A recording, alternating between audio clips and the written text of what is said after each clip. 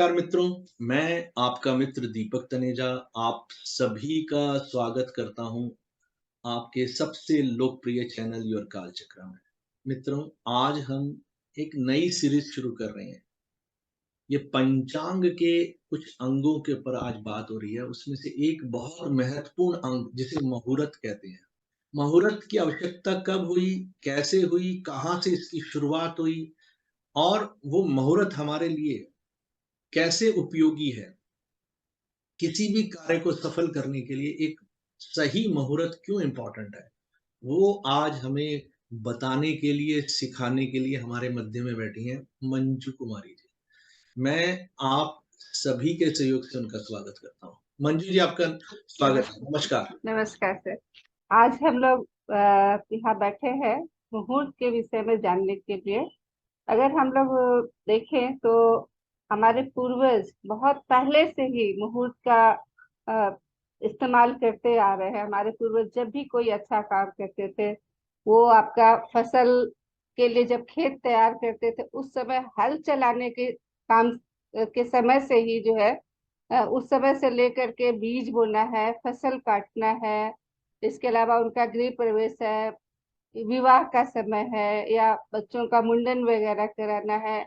यहाँ तक कि वो तीर्थ यात्रा पर भी अगर जाते थे तो एक अच्छा समय को चेक कर लेते थे कि हाँ कोई अच्छा मुहूर्त हो, ताकि हम जब इतनी लंबी यात्रा में जा रहे हैं, क्योंकि पहले तो बहुत साधन नहीं थे कि बहुत सवारियां मिल गई और आराम से गए और घूम के चले आए।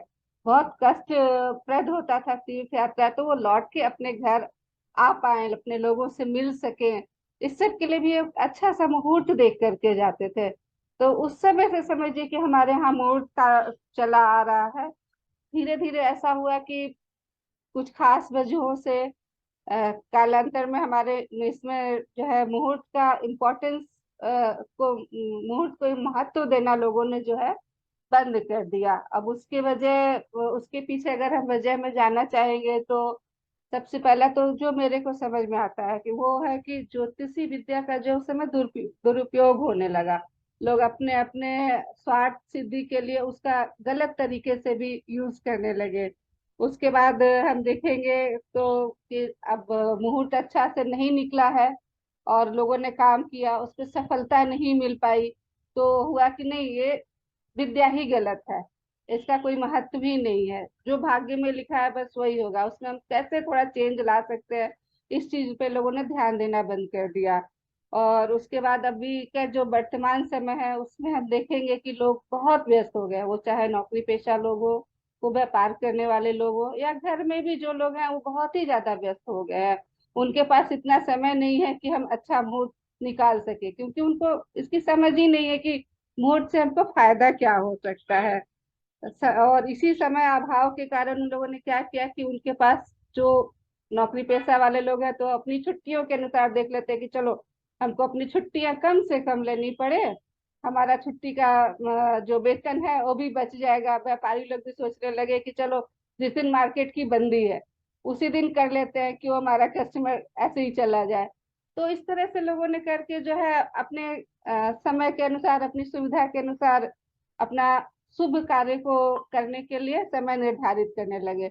लेकिन हुआ क्या कि ये सब करने के बाद लोग देख रहे हैं कि अरे हमने इतना मेहनत किया, इतने मुश्किल से पैसे कमाए, घर बनाया, लेकिन घर में शांति ही नहीं है, छोटी छोटी बातों पे कलह हो रही है, बच्चों में तरक्की नहीं हो रही है, ना लोगों के अंदर प्यार विश्वास है, न सद्भावना है, मानसिक अशांति भी उतनी ही हो रही है, स्वास्थ्य का भी लोगों को प्रॉब्लम हो रहा है।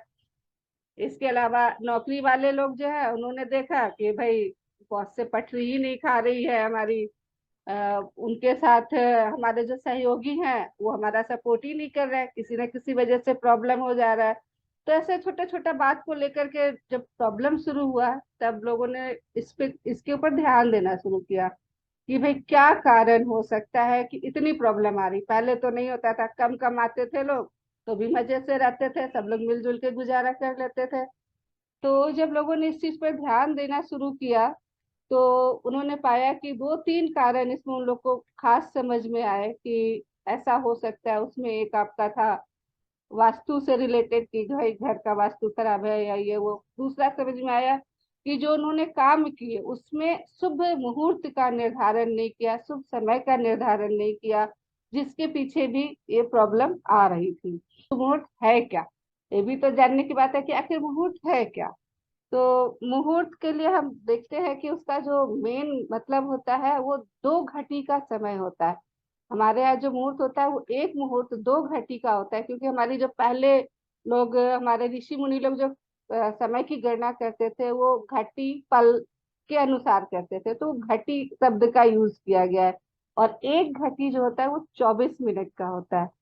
तो 2 घटी 48 मिनट का, मतलब मोटा मोटी कहना चाहिए कि पौन घंटे का करीब करीब ये समय रहता है। तो उस समय को लोग कहते हैं उस समय में कार्य को आरंभ कर देना चाहिए। समाप्ति का नहीं है कि कब समाप्त हो रहा है उसको छोड़ दिया जाए, वो जब अपनी सुविधा अनुसार समाप्त हो जाए, लेकिन आरंभ जो है वो हमारा शुभ मुहूर्त में हो जाना चाहिए कि कोई भी इम्पोर्टेंट काम है उसका। उसके बाद अब जो प्रभाव इसका हम कैसे जानेंगे, तो जो हमारा ये 48 मिनट का समय है, इस समय जो हमारे ग्रह हैं वो ग्रह विशेष की जो स्थिति है और हमारा काम जो है उससे रिलेटेड क्या स्थिति बन रही है हमारे कार्य में, वो हमारे ग्रह जो है उस समय के गोचर में वो हमें लाभ दे रहे हैं कि नहीं, किसी वजह से कोई व्यवधान तो नहीं आ रहा है। ये सब को देख करके हम लोग कैलकुलेट करते हैं और उस काम से रिलेटेड एक अच्छा सा उसका लगन भी चुनते हैं। जैसे कि अब मान लेते हैं गृह प्रवेश करना है, तो उसमें स्थायित्व की जरूरत होती है, तो हम एक स्थिर लगन खोजते हैं। अगर हमें वाहन खरीदना है तो हम चर लगन खोजते हैं, क्योंकि वाहन जो है उसको चलना है, उसमें गति होनी चाहिए, तो उसमें स्थिरता नहीं चाहिए, तो हम लोग उस समय चर लगाने खोजते हैं। तो वो सब देखते हुए हम लोग मुहूर्त का निर्धारण करते हैं, ताकि लोग उससे अधिक फायदा उठा सके। फायदा मतलब उससे जो लाभ है उसमें उनको सुख शांति, जिस भी कार्य से वो कर रहे हैं उसमें सफलता मिलनी चाहिए। तो ये चीज हम लोग देख करके मुहूर्त का निर्धारण करते हैं। और साथ में हम लोग कोशिश करते हैं कि जातक का जन्म नक्षत्र अगर हमें पता हो, क्योंकि सारा चीज चंद्रमा पे ही आधारित होता है, तो जातक के जन्म नक्षत्र से अगर हम लोग मिला करके मुहूर्त का निर्धारण करते हैं तो वो ज्यादा अच्छा बैठता है। और अगर जन्म नक्षत्र नहीं पता है, क्योंकि बहुत से लोग ऐसे भी हैं जिनको नहीं पता है, तो उनका जो नाम का प्रथम अक्षर होता है उसके आधार पर हम लोग वो नक्षत्र निकालते हैं और फिर उससे मुहूर्त निकाल दिया जाए। और मुहूर्त को हम जो है मानव निर्मित एक शुभ समय मान सकते हैं, जिसमें कि उस विशिष्ट कार्य के लिए जो है अच्छा से अच्छा हम लोग लाभ दे सके लोगों, जिससे लोगों को संतुष्टि मिल सके, खुशियां मिल सके, और कोई अगर दुष्प्रभाव आने वाला है तो उसका प्रभाव भी कम से कम किया जा सके, बचा जा सके उससे। अब हम लोग कहते हैं कि मुहूर्त निर्धारण में ध्यान रखने योग्य क्या क्या बातें हैं। तो इसमें हम लोग को सबसे पहले ध्यान रखना चाहिए कि जब भी हम कोई नया काम आरंभ कर रहे हैं, तो जैसे कि मान लेते हैं विवाह के लिए अगर हम मुहूर्त निकाल रहे हैं, तो हम लोग ये कोशिश करें कि उस समय शुक्र अस्त नहीं हो, क्योंकि शुक्र का एक बहुत बड़ा महत्व होता है विवाह और विवाह संबंधी कार्यों में। दूसरा, हमें देखना चाहिए कि कोई भी अच्छा कार्य हम करें तो उस समय हमारे गुरु जो है, मतलब जुपिटर जो है, वो अस्त नहीं होना चाहिए। जुपिटर हम लोग जैसा जानते हैं कि साल में एक बार, तो हम लोग थोड़ा अगर पहले से प्लानिंग कर लेते हैं तो अच्छा रहता है कि वो टाइम हम लोग अवॉइड कर सके। उसके बाद खरमास जो नहीं होना चाहिए। खरमास में जो है हम लोग देखते हैं कि जो सूर्य है वो गुरु की राशि होते हैं। और जब सूर्य, हम लोग कहते हैं जब हमारे राजा ही चले गए देव पूजा में देवता के पास, तो हम लोग भी देव भजन करें, वो ज्यादा अच्छा है। तो इसलिए खरवास भी नहीं लिया जाता है। इसके अलावा हरिशयन का जो मास होता है वो करीब 4 मास का समय होता है, उस समय भी हमको नहीं करना चाहिए। तो ये समय हो गए जिस समय कि हमको नहीं करना चाहिए। लेकिन हमारे ऋषि मुनियों ने जो है कुछ वैसे भी हम लोगों को समय दिए हैं जो हमेशा ही लोगों के लिए, जिसमें कोई भी अच्छा काम करने के लिए लोगों का स्वागत है, जिसको हम लोग एक नाम देते हैं, जिसमें जिसका एक नाम है अबूझ मुहूर्त। अबूझ मुहूर्त में आपका जैसे बसंत पंचमी हो गया, देव उठानी हो गया, विजयादशमी का दिन हो गया, अक्षय तृतीया हो गया, ये सब ऐसे मुहूर्त है जिसमें कि हमें किसी भी तरह का शुभ मुहूर्त देखने की जरूरत नहीं होती है। और उस समय जो भी कहिए कि बिना मुहूर्त देखे हम लोग काम कर रहे हैं तो उसका जो भी दोष है वो सब इसमें माफ रहता है, कोई इसमें हमको दिक्कत नहीं आती है। और उसके बाद हम लोग एक देखते हैं अभिजीत मुहूर्त। ये जो इसको हम तत्काल मुहूर्त की तरह कह सकते हैं कि अब बहुत इमरजेंसी है और हमारे पास इतना समय नहीं है कि हम कुछ दिन का समय कुछ समय के लिए हम लोग वेट कर सके, तो हम लोग एक अभिजीत मुहूर्त को निकालते हैं। ये भी हमारा जो है करीब करीब 45 से 48 मिनट का रहता है। और ये 12 बजे के आसपास इसका 12 बजे से 20 मिनट पहले और 20 मिनट बाद का रहता है, लेकिन इसकी जो गणना है वो दिन मान के अनुसार होती है। तो ये टाइम थोड़ा आगे पीछे होते रहता है, इसको हम लोग को कैलकुलेट करना पड़ता है। दिन मान का जो निकालते हैं उसमें आठवां आठवां मुहूर्त ये रहता है। तो ये आपका एक अभिजीत मुहूर्त है, इसमें हम लोग किसी भी शुभ काम को शुरू कर सकते हैं। लेकिन इसमें विवाह करने के लिए मना किया गया है कि विवाह वाला कार्य इसमें नहीं करना चाहिए, बाकी हम सारा कार्य कर सकते हैं। तो ये तो हमारा मुहूर्त का रहा। अगर इस पर हम एक एग्जाम्पल लेना चाहे तो जैसा सभी लोगों को, सभी कम से कम भारतवासियों को तो ये पता है कि हमारा जो स्वतंत्रता संग्राम का जो समय का चयन किया गया था, उसका आधार जो था वो ज्योतिषी गणना के आधार पर उसके समय का निर्धारण किया गया था। क्योंकि 12 बजे रात में कोई भी अच्छा काम करने का या कोई भी काम करने का समय साधारणतः तो नहीं बनता है। लेकिन चूंकि इसकी ज्योतिषी गणना की गई थी और उस समय के जो ग्रह नक्षत्र थे उतने अच्छे नहीं थे, तो ये एक रात के 12 बजे वाला जो अभिजीत मुहूर्त है उसको निकाला गया।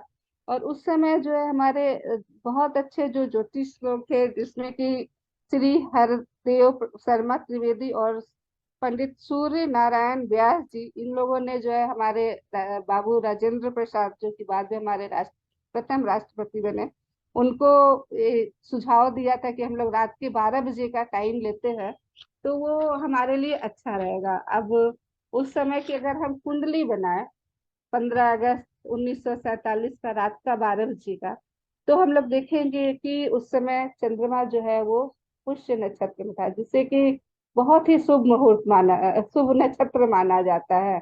उस समय एक अभिजीत मुहूर्त भी था जो कि रात को आता है।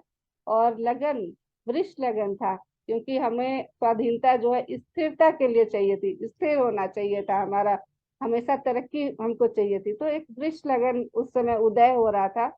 और आज हम सब लोग देख पा रहे हैं कि हमारा जो देश है वो कितनी तेजी से तरक्की कर रहा है और वैश्विक स्तर पर इसका कद जो है बढ़ता ही जा रहा है। तो इसको हम कह सकते हैं कि एक ये शुभ मुहूर्त की गणना के अनुसार जो काम किया गया, कार्य किया गया, उसका ये फल हम लोग इसको कह सकते हैं। इसी के साथ सब लोगों को नमस्कार।